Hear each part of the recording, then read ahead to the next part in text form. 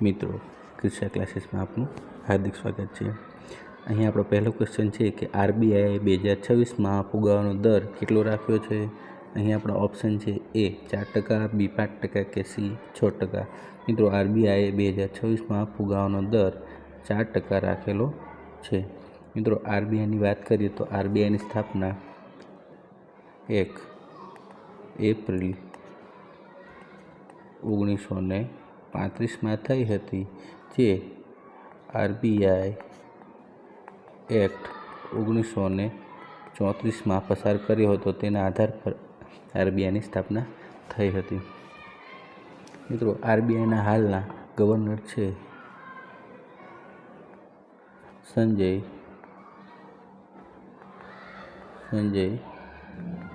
મલ્હોત્રા. મિત્રો, આપને જાણ કરું કે આરબીઆઈ સૌપ્રથમ કલકત્તામાં પોતાનું હેડક્વાર્ટર બનાવ્યું હતું. ત્યારબાદ 1937માં મુંબઈને પોતાનું હેડક્વાર્ટર બનાવ્યું હતું. ત્યાર પછી હાલ કન્ટિન્યુ મુંબઈમાં જ પોતાની હેડક્વાર્ટર તરીકે રાખેલ છે. નેક્સ્ટ ક્વેશ્ચન, રાજ્યમાં સૌથી મોટી હોટલ કોણ બનાવી રહ્યું છે. આપણા ઓપ્શન છે એ ઝાયડસ ગ્રુપ, બી નિરમા ગ્રુપ કે સી અદાણી ગ્રુપ.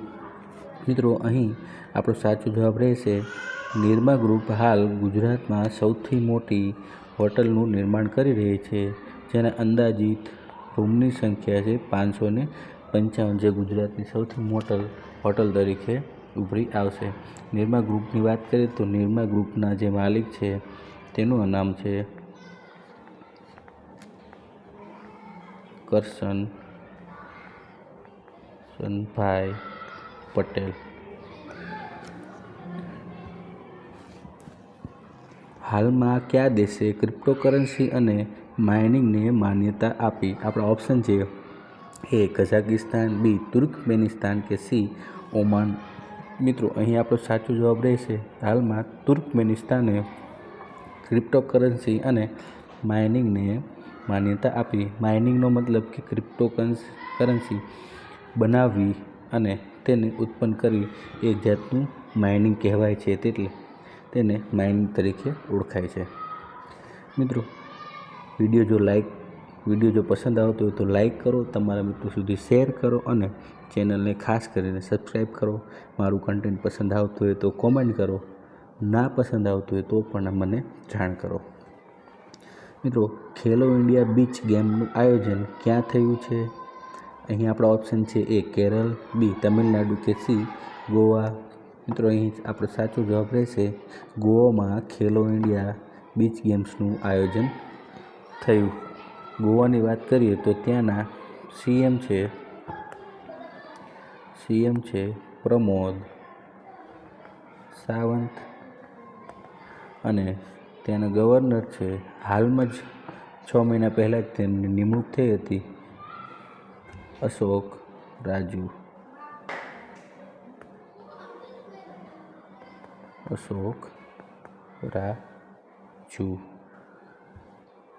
મિત્રો, 20મી એશિયન ગેમ્સ ક્યાં આયોજિત થશે. અહીં આપણા ઓપ્શન છે એ ચાઇના, બી જાપાન કે સી ભારત. મિત્રો, અહીં આપણો સાચો જવાબ રહેશે કે 20મી એશિયન ગેમ્સનું આયોજન જાપાનમાં થવાનું છે, જેની તારીખ છે 19 સપ્ટેમ્બરથી 4 ઓક્ટોબર. મિત્રો, અહીં આપને જણાવી દઉં કે એશિયન ગેમ્સમાં કુલ 45 દેશો ભાગ લે છે અને સૌપ્રથમ એશિયન ગેમ્સનું આયોજન ભારત દ્વારા 1951માં થયું હતું, જે દુનિયાની પ્રથમ એશિયન ગેમ્સ તરીકે પ્રચલિત છે. મિત્રો, એશિયન ગેમ્સ 2022નું આયોજન આના પહેલાંની એશિયન ગેમ્સ 2022નું આયોજન તે ચીનમાં થયું હતું. તેના શહેરનું નામ છે હાંગચાઓ શહેર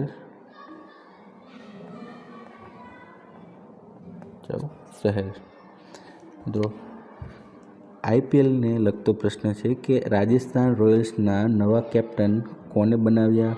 મિત્રો અહીં આપણો ઓપ્શન છે એ રવિન્દ્ર જાડેજા, બી યશસ્વી જયસ્વાલ કે સી બટલર.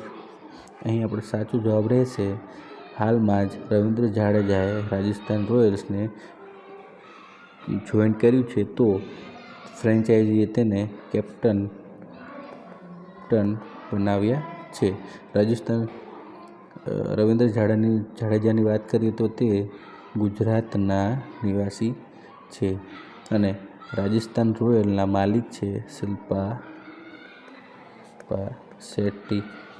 મિત્રો નેક્સ્ટ ક્વેશ્ચન, ભારત ચોખાના ઉત્પાદનમાં વિશ્વમાં કેટલામું સ્થાન ધરાવે છે? અહીં આપણા ઓપ્શન છે એ પ્રથમ, બી દ્વિતીય કે સી તૃતીય.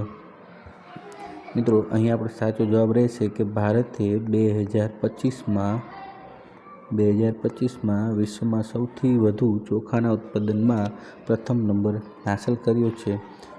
ત્યારબાદ દ્વિતીય નંબર ચીન ધરાવે છે. મિત્રો અહીં સુધી વિડીયો જોવા માટે આપનો ખૂબ ખૂબ આભાર. જય હિન્દ, જય ભારત.